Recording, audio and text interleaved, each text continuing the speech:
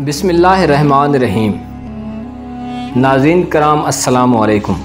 इमाम जाफ़र सादिक़ अलैहिस्सलाम ने फरमाया कि 3 दुआएं और 3 बद्दुआएं ज़रूर कबूल होती हैं।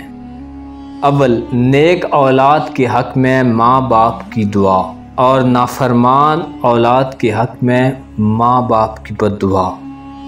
दूसरा, ज़ालिम के हक़ में मज़लूम की बद्दुआ, और उस शख्स के लिए जो ज़ालिम से मज़लूम का बदला ले उसके लिए मज़लूम की दुआ।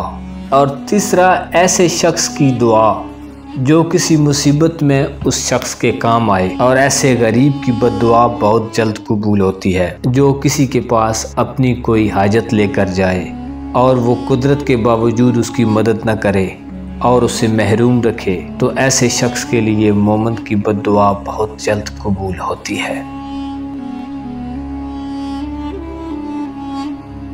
नाज़रीन कराम, अगर आपने अभी तक हमारा यूट्यूब चैनल सब्सक्राइब नहीं किया तो बराए मेहरबानी हमारे चैनल को सब्सक्राइब कीजिए और साथ लगे बेल के बटन को ज़रूर प्रेस कीजिए ताकि हर आने वाली नई वीडियो आप तक पहुंच सके।